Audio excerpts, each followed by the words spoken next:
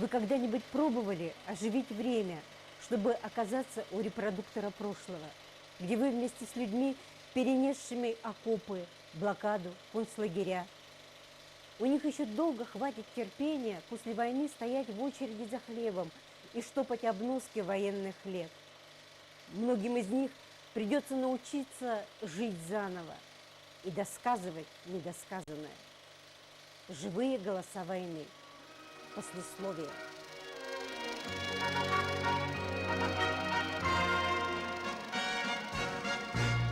Когда началась Великая Отечественная война? Великая Отечественная началась в 1941 году.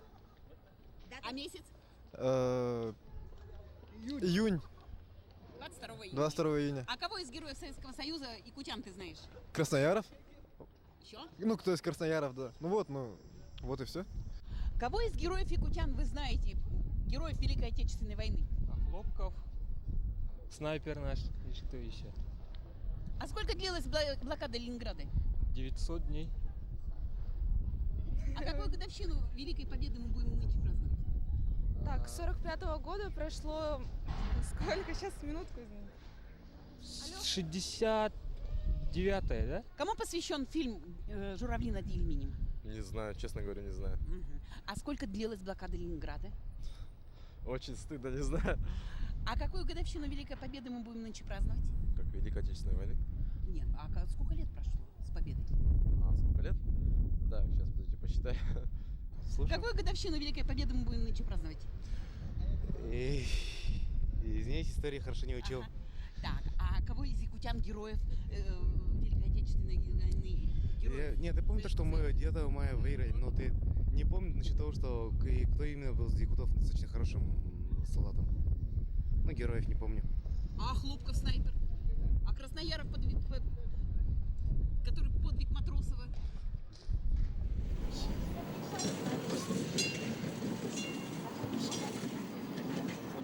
Этот трамвай – знак времени блокадного Ленинграда. А знаки времени, они ведь всегда предметные. Этот трудяга-извозчик повезет нас по рельсам памяти. И так наш маршрут – один день и вся жизнь.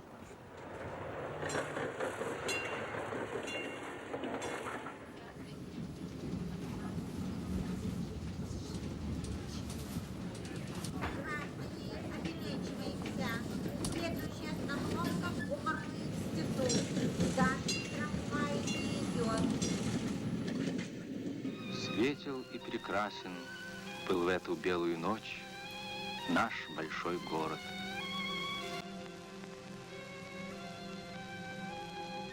Ничто не предвещало беды. Но она пришла. Гитлер приказал стереть Петербург с лица земли. После поражения Советской России нет никакого интереса для существования этого большого населенного пункта. Сподвижники смерти, они с упорством маньяков продолжали обстреливать город.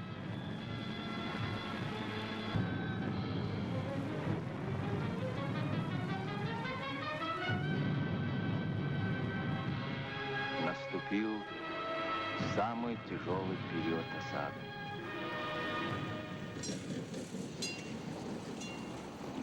Первое впечатление, видимо, оно осталось на всю жизнь моих, я считаю, младенческих блокадных лет. Это когда мне дали кусочек хлеба, а его стала у меня отнимать крыса. Елена Семеновна, Да. а вот вам было страшно? Ну, временами, да, но все-таки мы были очень молоды, и этот страх часто уходил. Мы верили в победу, верили в то, что когда-то весь этот кошмар кончится, и помогали посильно друг другу.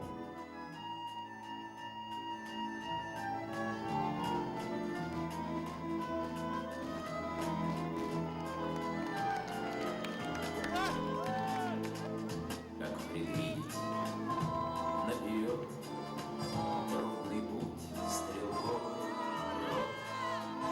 Кто до ближней дойдет переправы, кто до самой победы дойдет, как предвидеть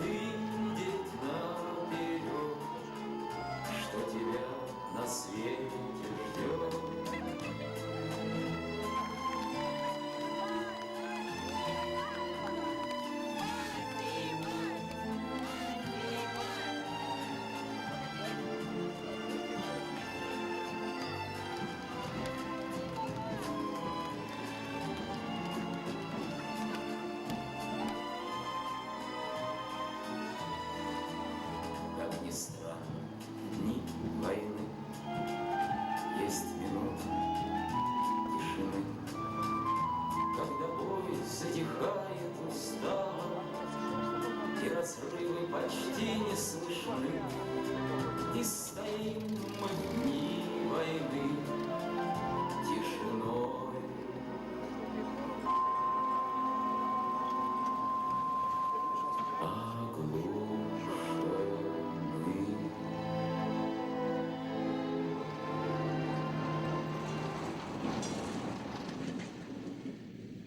Я довольно часто задаю себе вопрос, почему мы взялись за эту тему, за тему войны.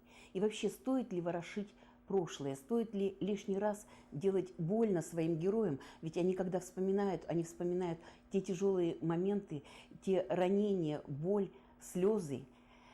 Стоит ли это? И вы знаете, видя глаза своих героев, видя, как они загораются юношеским, задорным таким блеском, когда они говорят о первых боях, когда вот такой еще юношеский азарт, когда у них в глазах слезы, вспоминая своих погибших друзей, и видя их блеск, их тепло в глазах, когда они говорят о том, как они встречали 9 мая, понимая, что действительно стоит браться за эту тему, стоит говорить о ней. И пусть это звучит несколько банально, но стоит поклониться в ноги этим людям, ведь они на деле доказали, что они могут защитить Родину в трудные времена.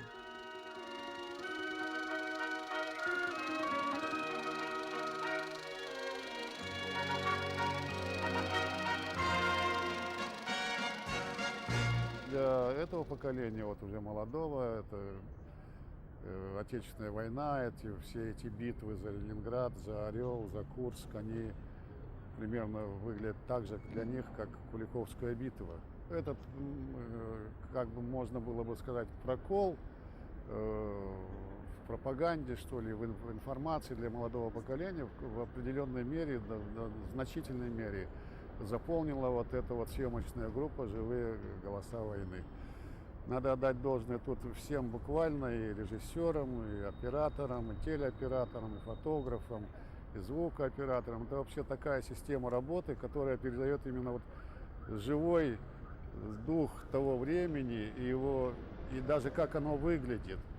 Вот меня особенно поразило, вот, допустим, что сумели найти оператора, который запечатлел на пленке тех героев, которые поднимали знамя над Рейхстагом.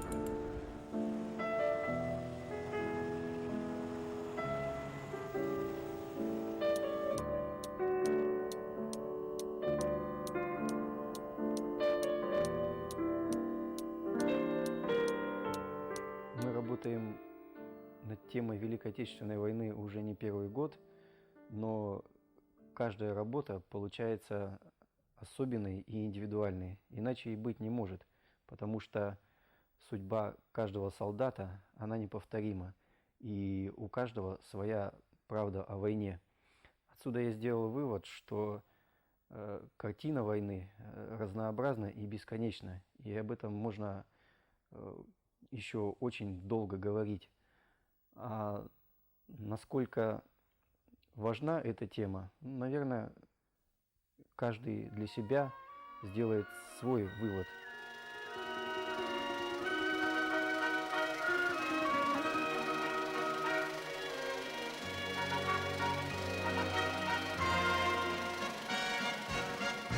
Мне кажется, что правдиво рассказать и взволновать сердца людей вот рассказом о поколении победителей, о великой трагедии народной могут только люди с большим жизненным и профессиональным опытом, каковыми являются авторы программы. Они вот в программе раскрывают не только тему войны, а затрагивают прежде всего, по-моему, вопросы нравственности. А нравственность – это тема вечная. Сегодня снимаем фрагменты для победителей. Объем солидный, так что готовьтесь на выезд. Машина ждет. За время моей работы вот с ветеранами, я вот человек молодой, я раньше не думал, что наши вот ветераны в военные годы прошли такую судьбу. Во время съемки, да, бывают такие люди, с их рассказов очень иногда бывает плакать хочется.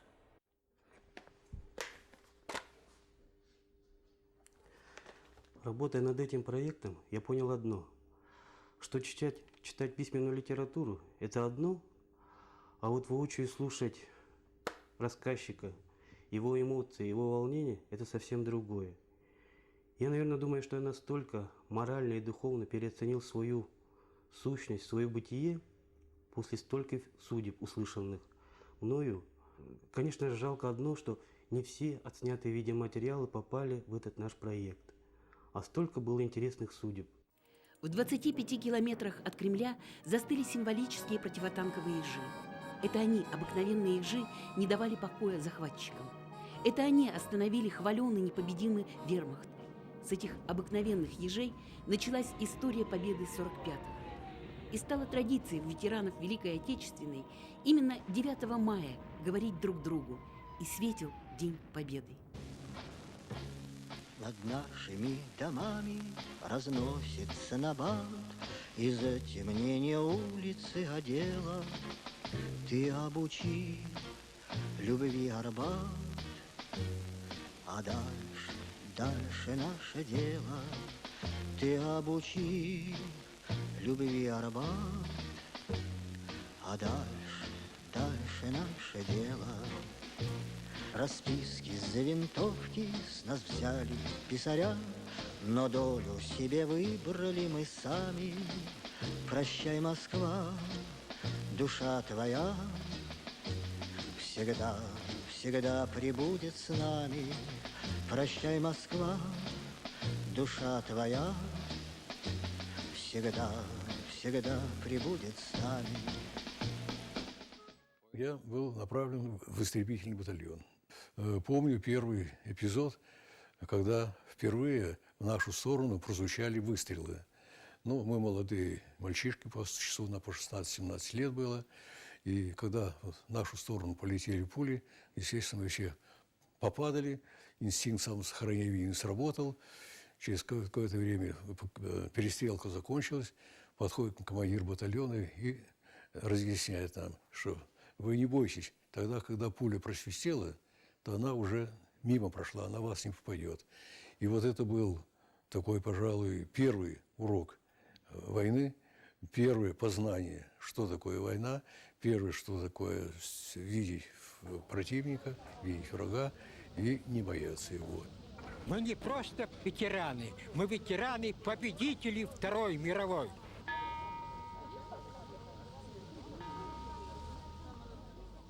Война в сознании каждого россиянина является святой темой. В генах наших, в нашем подсознании еще живет память о тех страшных испытаниях, выпавших на долю всех народов, проживающих в России. Эта война унесла много жизней и наших земляков. Трагические истории, воспоминания якутян, переживших ужасы Великой Отечественной. Голод, блокады – все это отражено мастерски в цикле передачи «Живые голоса войны». Для меня эта работа моих старших коллег прежде всего является образцом мастерства и таланта.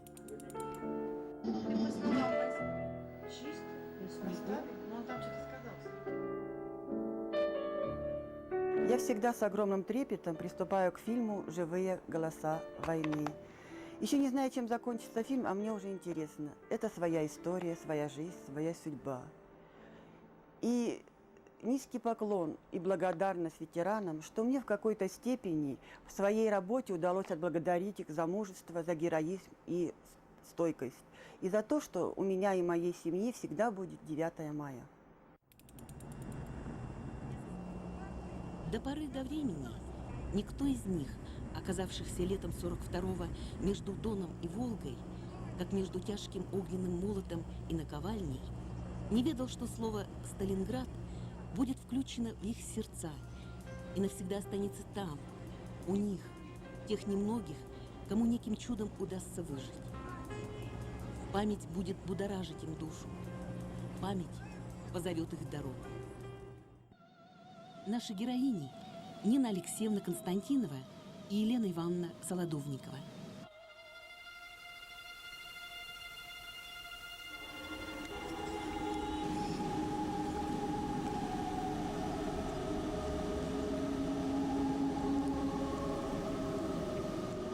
Нина Алексеевна войну прошла хирургической сестрой эвакогоспиталя. И уже тогда поняла, что лечить нужно не только телесные раны, но и душевные. Свободное от дежурства время пела раненым, даже цирковые номера исполняла. Она не стала врачом, как мечтала ее мама, зато стала народной артисткой России. А вот Елена Ивановна на войне сержант зенитного полка 62-й гвардейской армии, а в душе поэт. Там, в Сталинграде, между бомбежками, она писала стихи.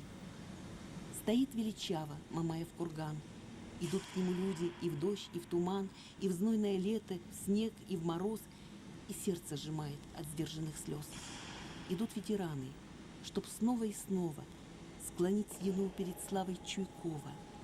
И бой вспоминают, последний, ударный, когда рядом шел командир легендарный. Не от каждого поколения требуется жертвенность, как в годы Великой Отечественной войны, но от каждого поколения требуется озабоченность судьбою своего большого отчего дома. Лена Ивановна, вот какой мерой можно измерить мужество сталинградцев? Какой мерой можно измерить мужество сталинградцев?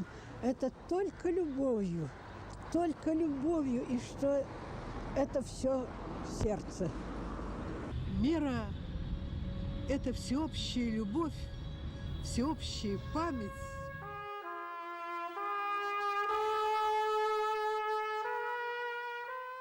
Благодаря фильму «Мера мужества» не только мы, наша семья, но и многие узнали, в принципе, где вообще проходили боевые действия, где принимала участие наша бабушка, ее однополчане. Я рад, что моя бабушка стояла в Сталинграде. У нас есть фильм о ней. Многие могут нам позавидовать. Я горжусь своей бабушкой.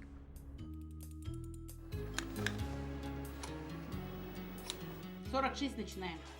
Есть старинное русское слово «сподвижник». Это тот, кто совершает трудное дело не ради себя. Вошла? Живые голоса войны, она говорит все говорит очень просто вот этими тремя словами. Творческая группа наша собралась очень высокого опыта, люди собрались, оператор, режиссер, редактор. И я вот по процессе работы вот над этим фильмом я очень многому научился. И по творческой части, и по технической. И как человек, как внутреннее богатство, я так думаю, что она прибавилась. Сведения встречающих произвел посадку самолета рейсом ЮР-151 Москва-Курск. Что может быть дороже и священнее для человека, чем 5 родной земли, спокойная глубина неба над головой и мирное течение жизни? В далекие от нас 40-е у наших отцов, дедов, матерей и бабушек фашисты пытались отнять эти святыни. Героическая Курская земля познала много лишений и бед, но выстояла. Мне очень приятно было встретить здесь столько таких храбрых людей. Откройте, распахните же сердца для слов скупых о подвигах и славе. Вы молоды, уверенны, сильны. У вас светлей грядущие рассветы, а я еще не вышел из войны. Еще не все, друзья мои, воспеты. Победа — это шаг один до смерти, и шаг другой, который жизни равен. Победа — это шаг один до смерти, и шаг другой, который жизни равен. Нам скажут в спину: старики устали, и мы ответим: старость тяжела. Из плоти были мы, а не из стали, но крепче стали плоть солдат была. Война нас сделала суровее и старше, нас воспитала фронтовая жизнь, и мы живем, как на походном марше, минутой пройденной, как жизнью дорожим. победе, только ей поверьте, она удел вершит наш вправе. Победа — это шаг один до смерти, и шаг другой, который жизни равен. Победа — это шаг один до смерти, и шаг другой, который жизни равен. Свято-Троицкий храм – это храм воин. Он стоял на главном направлении удара. Возвышаясь над местностью, храм был прекрасным местом для ведения и корректировки огня. Его тело буквально изрезано пулями и осколками, а в одной стене навечно осталась болванка немецкого снаряда, которую, как ни старались, не могли извлечь. Он как напоминание всем, живущим в разных уголках страны, в разной вере и с разными убеждениями. Война уничтожает самое святое. В фильме, который вы ставили, это прекрасное. Это самое главное то, что вы показали, то, что мы в молодые годы пережили самое страшное побоище, и особенно на боях Курской битвы. Поэтому фильм этот, который вы создали, я считаю, это память о тех ребятах, которые остались там. Наша батарея, которую я возил на машине, там осталось буквально к концу битвы 43-го года считанное количество людей. Вот эти могилы мы посещали просто душой. Вот как-то было, ну, и приятно, и главное, мы там не только вспомнили свои эти молодые годы, но и, самое главное, почувствовали вот эту победу. Чалданский, Томутский. Едем туда. Свободно добраться до этого Христа. А железо шпала была, называлась. Солдаты кричать. Мы объездили почти всю республику. Воспоминания ветеранов войны, ну, это кому-то очень тяжело вспоминать. Кто-то гордится этим, что воевал за нашу жизнь, за внуков наших. Кто-то печалится, конечно. Особенное впечатление мои, хочу сказать, о черепчинских переселенцах. Каждая история переселенца – это крик души, крик боли. Они выжили в тяжелейших условиях, выжили и стали такими людьми, крепкими, честными, мудрыми. И детей так воспитали. И в конце вот работы я хочу сказать, что мы работали, ну, нужную работу мы делали, нужную, чтобы потом в вот этих пленках, кассетах, дисках остались их воспоминания, и чтобы люди знали, дети, внуки, их правнуки, как жили, как воевали, как выживали их бабушки, дедушки. И для меня это, я могу гордиться этой работой.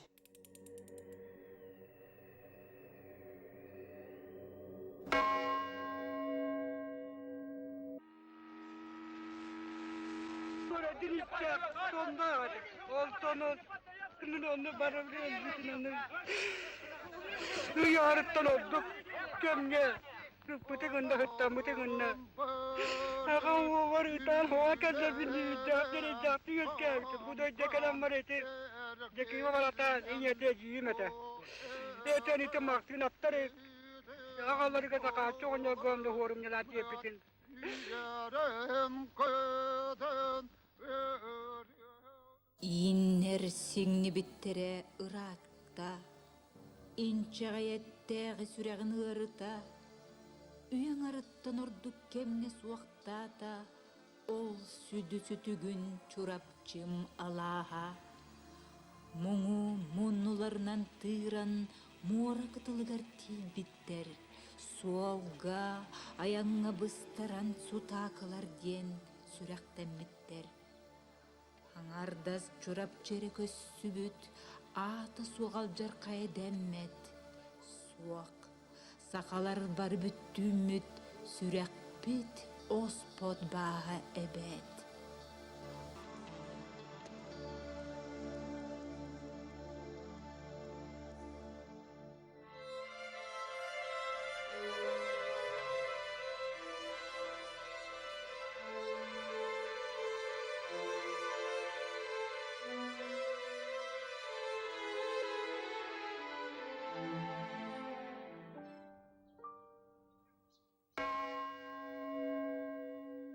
мы черпаем силы в том поколении, мы на него опираемся.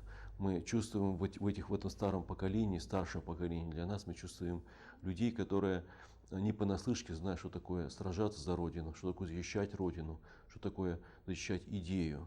Сегодня эти слова как-то забываются. Мы видим просто стариков, которые требуют нашего участия, требуют просто какой-то конкретной помощи. Но это поколение легендарное. Папка Великая Отечественная. Ну, это мы обязательно возьмем, конечно. Ага, тут вместе папа с папкой. Ага, хорошо. Меня поразило мужество, с которой эти люди прошли войну и прошли послевоенное время. Их отношение друг к другу, к стране, к войне, как они любили, как страдали, как умели работать и возрождать нашу страну после войны. То есть очень много того, что тронуло душу. Некоторые кадры из хроники даже меня настолько тронули, что слезы на глаза наворачивались.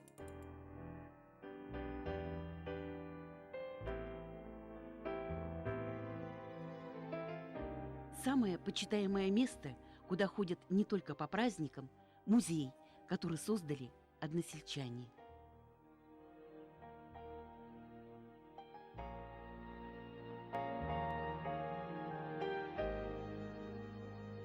У нас в деревне все нас знают о Хлопковых.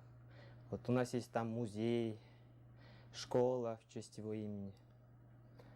И практически полдеревни одни Хлопковы. Какая черта характера свойственна вообще роду Хлопковых? Справедливость. Вот. Ну, храбрость, может быть, я сказал. В мирное время заядлый охотник Охлопков мог поразить белку в глаз. На фронте это пригодилось. Работа снайпера имела свои особенности и секреты, которые Федор Матвеевич с присущим ему упорством осваивал. И уже через несколько месяцев на всем фронте о нем знали как о снайпере без промаха. Красноармейские газеты пестрели заголовками «Грозный мститель». Его называли вожаком снайперов в атаках и бесстрашным коммунистом. Его боялись фашисты и уважали советские воины. Пожелтевшие страницы газет военных лет, боевые листки, фотографии, обошедшие весь мир, документы, ордена и медали, личные вещи Федора Охлопкова бережно хранятся в музеях республики. Сын якутского бедняка, охотник, снайпер без промаха и просто хороший человек, Федор Матвеевич Охлопков живет в памяти благодарных потомков.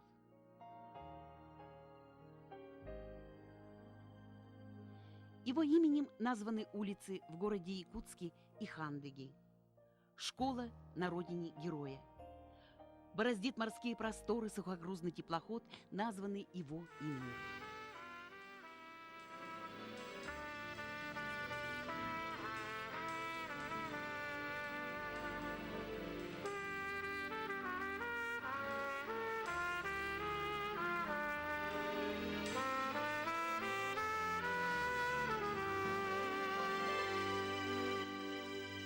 Наши герои Советского Союза, Охлопков, Краснояров и другие, были на устах наших школьников.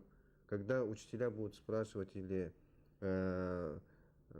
родители, кто такой герой советского Федор Охлопков, чтобы наши дети рассказали и говорили о том, что есть, были такие герои, что они воевали за Родину, так, и отдали всю свою жизнь для того, чтобы не только жить, а жить ради будущего поколения.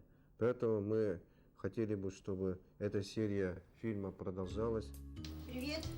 Здравствуйте. Отработки сегодня у нас много. Сейчас Наташа фрагменты из фильмов «Живут Малкины», «Война далекая, близкая», да? Почти 1,5 года работы 2 коллективов. Километры отсмотренной кинохроники. Особая гордость трофейная хроника и таинственные папки документов с грифом «Секретно». Поиски известных и неизвестных героев. Мы с оператором прошли школу каскадерства без дублеров и без права на дубль. Мы научились брать на абордаж совесть чиновников. Мы стали стайерами на трассе спонсорства. Это стоящая на постаменте аэрокобра времен Великой Отечественной памятник тем, кто выполнял самое сложное боевое задание – перегон американских бомбардировщиков из Аляски в Сибирь. Самый тяжелый участок проходил здесь, у нас, в Якутии. Многие десятилетия о поставках из-за рубежа продовольствия, боеприпасов умалчивали. О техниках, летчиках-перегонщиках не говорили. Архивы Алсиба 1942-1945 года были строго засекречены. Вот когда было страшнее, когда вы летали к партизанам, когда вы работали, можно сказать, в тылу врага, или вот здесь, на перегоне?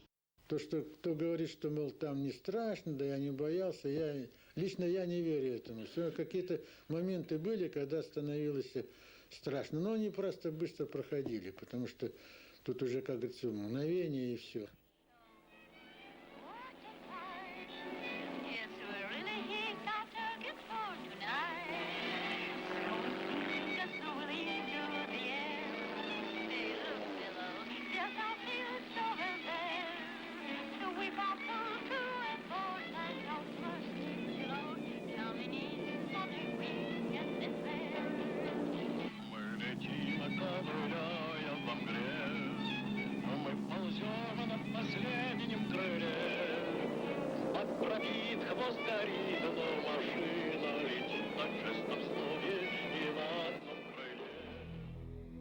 По прилету на аэродром иногда не досчитывались своих товарищей. На российском участке Алсиба разбилось 45 самолетов, погибло 115 наших летчиков. Многие из этих катастроф до сих пор остаются загадкой. Здесь, на далеких аэродромах, летчики многому учились друг у друга, вместе радовались, переживали. Они почти не смущались. У них были ясные глаза, и мы говорили через переводчика. Я считал их друзьями. Меня заинтересовал фильм «Небесное братство». И почему?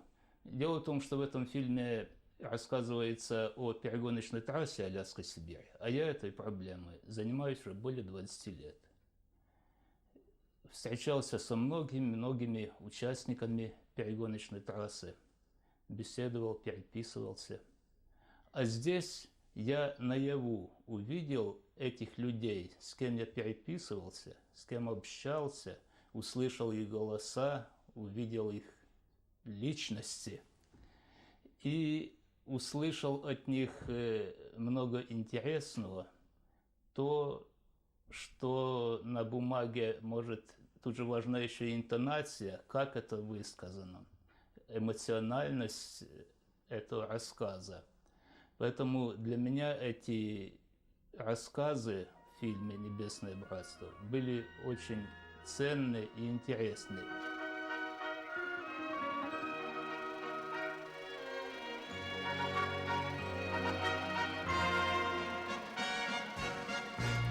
Оглядываясь назад, неизбежно раскладываешь все по полкам. В первую очередь, что было главным в военное лихолетие? А главным было служение Отечеству, своему народу. И если все 4 года войны бойцов не покидало сознание, что они должны бить врага и повергнуть фашистскую Германию, то это главное для любой жизни.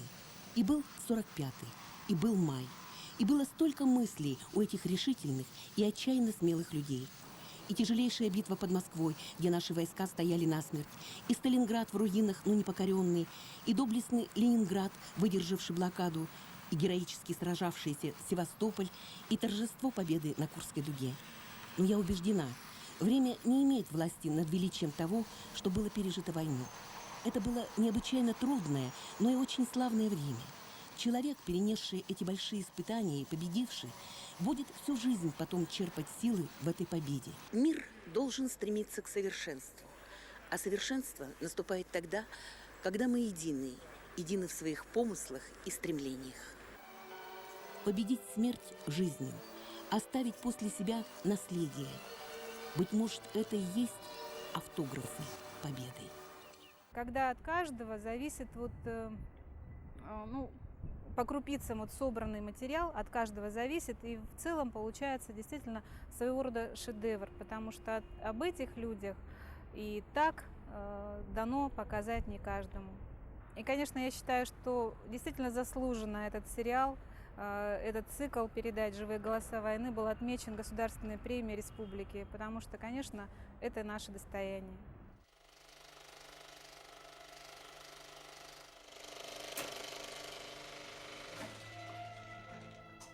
Эта тема выросла вместе со мной.